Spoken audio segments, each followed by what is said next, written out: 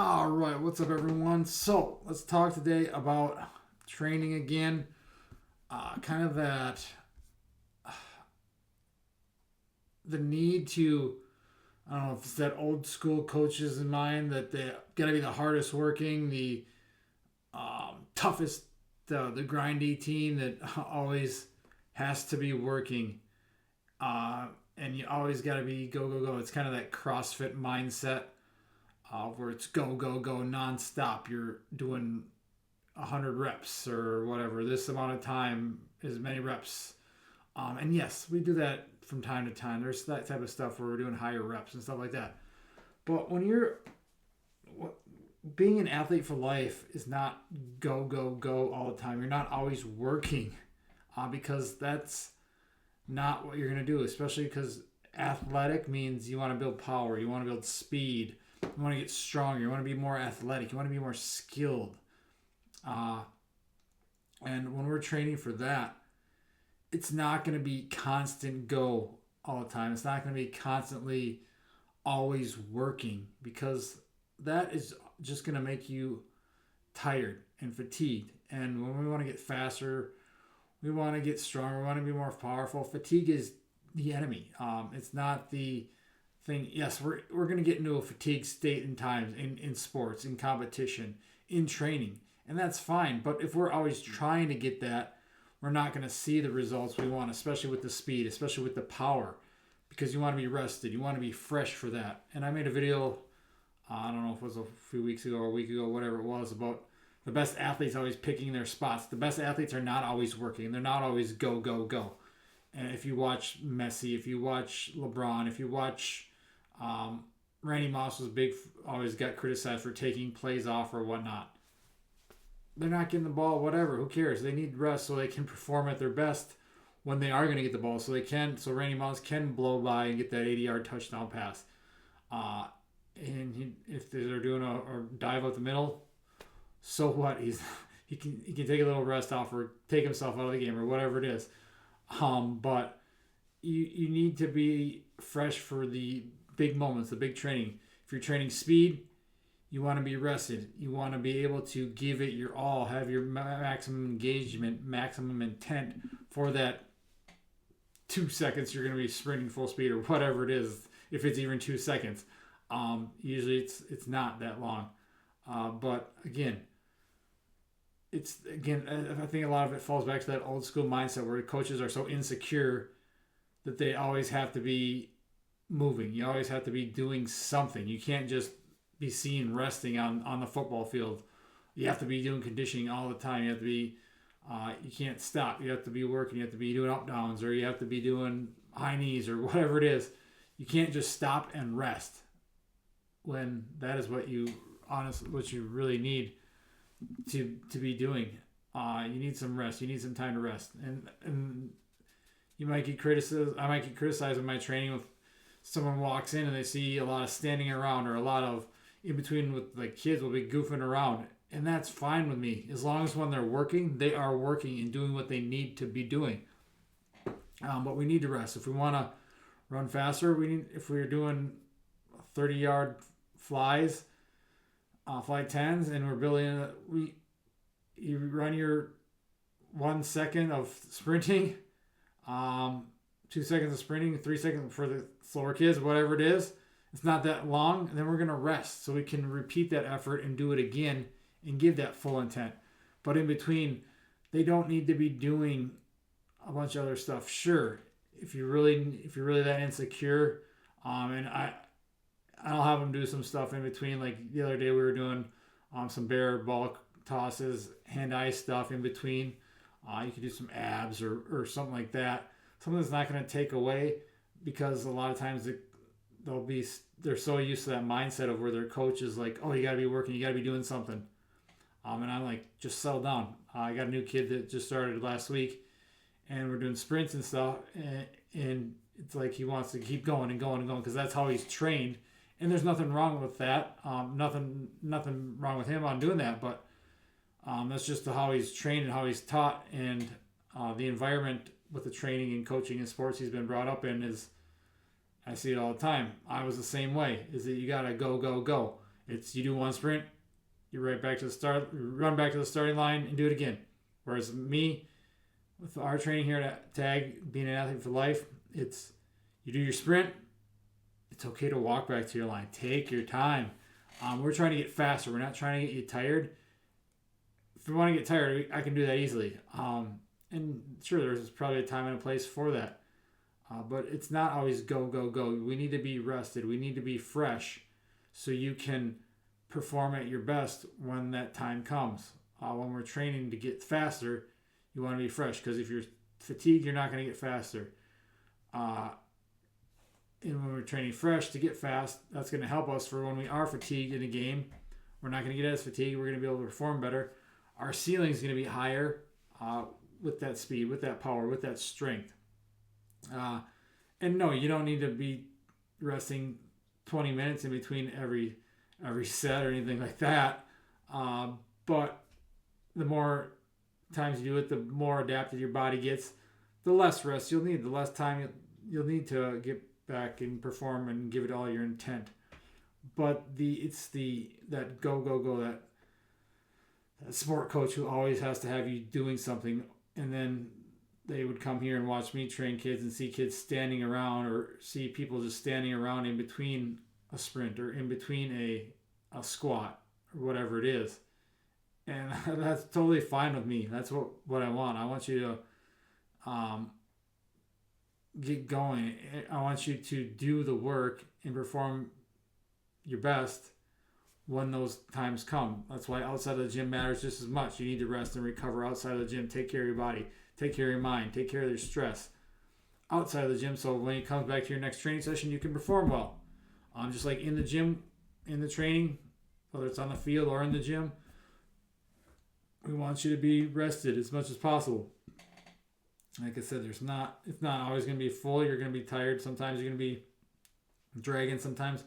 But we don't always have to be doing something, especially when it comes to being an athlete for life. Sure, I'm one of those people who doesn't like to just sit around all the time in between sets, so I'll find something to do, whether it's juggling tennis balls or doing something opposite. Maybe I did a sprint, so maybe I'll do like a handstand or something like that to kind of work on keeping busy. But a lot of times I will just sit around. I'll just stand there and let my heart rate get back down. Like this morning, I was sprinting again. They did not open the field house in Old Center. I got there at 6. No one was there. It was locked again. There's 2 other people waiting to get in. This girl comes up to me. She's like, "Oh yeah, the ROTC is going to be in here today in the field. So you can walk in here, but we're going to take up the whole thing." I'm like, playing kickball. I'm like, I don't care. I'm going to sprint. I don't care what you're doing, lady. But then, so they went to get someone, and like 10, 15 minutes later, it was finally open. So didn't get any videos of the training day, just because I was kind of pissed off and angry again because they didn't have it open in time. So I wasted 15, 20 minutes just before I even got to start sprinting. But watching those people, oh man, just this is a whole nother tangent of just how unathletic society has gotten. And these are ROTC, so you'd think these people should have some sort of athletic ability. But watching them play kickball, first of all, they didn't know the rules. Half of them didn't know which bases to run to or whatnot. And watching them try to kick a ball or run or throw was just hilarious. How unathletic these people were. And these are like college-age kids. Most of them didn't look like they've ever done anything athletic in your life. And that just goes for society, and even just like, that's just ROTC, but imagine what it's like with hopefully the rest of our armed services are a little bit more athletic and prepared than these people were, because it was kind of embarrassing to watch. So that's what I did in between my sprints. That's how I got on that tangent. I would sprint, and I get in between. I'd walk back to the starting line. I was doing flight 10s with 20-yard builds, and then a few 30s and some curve sprints this morning.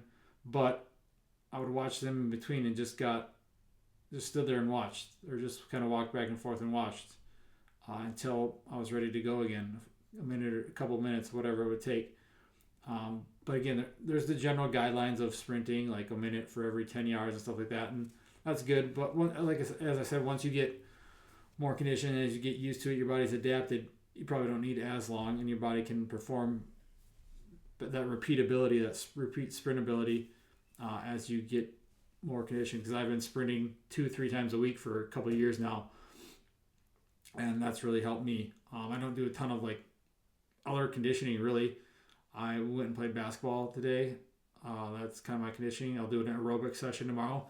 And with the aerobic sessions, yeah, that's more just constantly moving, but it's at a lower impact, a lower intensity level. So it's not like as neurologically demanding. It's not as physically demanding. But there is times and places where you're going to keep moving if you're training that aerobic system. But again, that's lower intensity. It's not high intensity, go, go, go. It's not that CrossFit or the HIIT classes, which aren't actually HIIT classes, where you're trying to go all out all the time, never resting. Because if you want speed of power, strength, resting in between sets is a good thing. You don't have to be doing something all the time. It's okay to sit or stand and go grab a drink of water or whatever you need to do. But if you like to do something in between, that's where contrast training can be a big benefit. A lot of times I'll do like a squat, and then I'll rest a little bit and do some jumps or something in between. Yes, there's that post-activation potentiation effect that might be part of it, but a lot of it is just the ADHD, ADD, whatever you want to call it, of not liking to sit still. But I've learned over the years that sitting still, resting is actually going to help. And it's taken me a while to get better at that. I used to be in that HIIT mindset, that CrossFit, always got to go, go, go. And that just wore me down and burnt me out and beat me up. My training suffered. My testosterone levels plummeted. And I don't say dropped, I say plummeted because it was at 37, which is ridiculous. I felt like crap. And a lot of it was the training. I didn't rest in training, but I didn't rest outside either. I didn't sleep. I didn't eat enough. So I was beating my body up and punishing my body, adding more stress than it needed and wanted. So be fresh. To be faster, you need to be fresh. To be more powerful, you want to be fresh and rested. So it is important to take time in between and not just always go, go, go. And coaches, if you're coaching your kid, if you're coaching the football or whatever, baseball, whatever sport, it's okay to let your kids rest, and if they're not doing anything in between, especially with sprints, especially with power movements, jumping, throwing, swinging. They don't always have to be moving. They don't always have to be doing something. Sometimes that little bit of rest is going to lead to big results, big gains, big improvements in their, whether it's pitching or sprinting or jumping or squatting, whatever it is. Those little bits of rest are going to help freshen them up. And as we talk about recovery outside of the gym, but a lot of that rest, that recovery can come inside of the gym by having a smart training plan that isn't balls to the wall on everything, where you're nonstop moving for an hour. Because again, that's just going to make you tired. And there is times and places for that. Sometimes you just want to do it. Like with the aerobic session, you just move, keep moving. But again, that's less intense usually. It's not going all out. It's not constantly having to add in 20 different things just so you don't stop moving. So it makes you look like you're working hard. Because what good is that hard work if it's not actually leading to the results? So be fresh, be recovered. That's how you get faster. That's how you build strength. That's how you build power. And that's how you become an athlete for life. And you do that not just for a day, not just for a week, but for 1 year, for 2 years, for 10 years, for 15, 20, 30 years. You do that for consistently over and over and over again for the rest of your life. You're going to be well off. You're going to be better off. And that's how you become an athlete for life. It's not just doing it for a week. And kind of when it comes to like a typical, I don't know, let's say we're doing a sprint session. I'll say it takes us a half hour, 45 minutes. That's including a warm-up, getting the body ready. Maybe we're doing a game. Maybe we're doing whatever your warm-up is. You do that. And then it's a 45-minute session, but it might actually consist of only 3 to 5 minutes of actual work where your body is actually moving or doing something that's the warm up, or like actually maybe it's so maybe we're doing some hops, some pogo hops, some plyometrics to warm up. Maybe that takes 2 minutes of total work time. And then we're going to do our jumps or bounds or whatever. Now that takes another minute of actual work. So it's a few seconds to do the work, and then you walk back, rest and recover. And then we get into our sprints, which maybe takes, let's say you're doing I got to this morning, I was doing 20 by 10, 20 yard flies into a 10 yard build, or 10 yard flies with the 20 yard build. So that's 30 total yards. Excuse me. So what's that take me? 3.5 seconds, 4 seconds at the most. Did maybe 5-6 reps. So what is that? 5 times 4 is 20 seconds of total time worked. Then we did some curve sprints, so that's another 10 seconds. That's 30 seconds of actual work time. So if you really look at it, the work to rest ratio is skewed to a lot more rest. Now, can you do some low impact stuff, low intensity stuff in that time? Sure. But a lot of that's just doing nothing, just letting the body recover, letting the mind recover, letting your neurological system reset and get ready to produce those high outputs again, because that's what we want. We want to be able to produce those high outputs again. And in order to do that, we want to be fresh, especially when we're training it.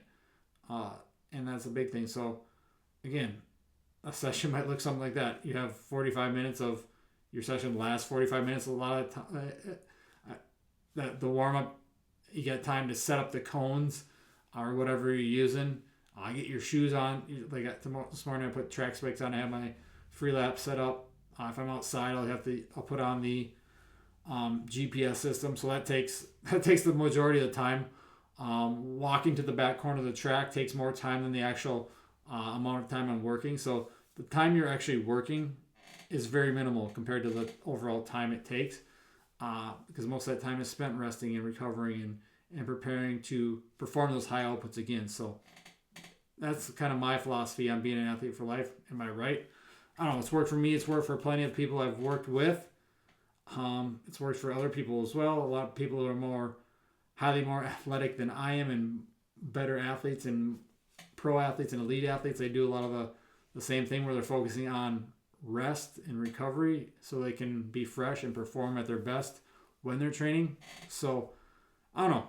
If it works for me, I don't know. I think it can work for you. If you want help, if you want to join tag, click the link in the bio. You can join the online training team, or if you want to jump in, if you're in River Falls, want to join in and train with me or in person, send me a message, Trevor, Trevor at tagpn.com. Love to jump on a chat and see what you're looking to do.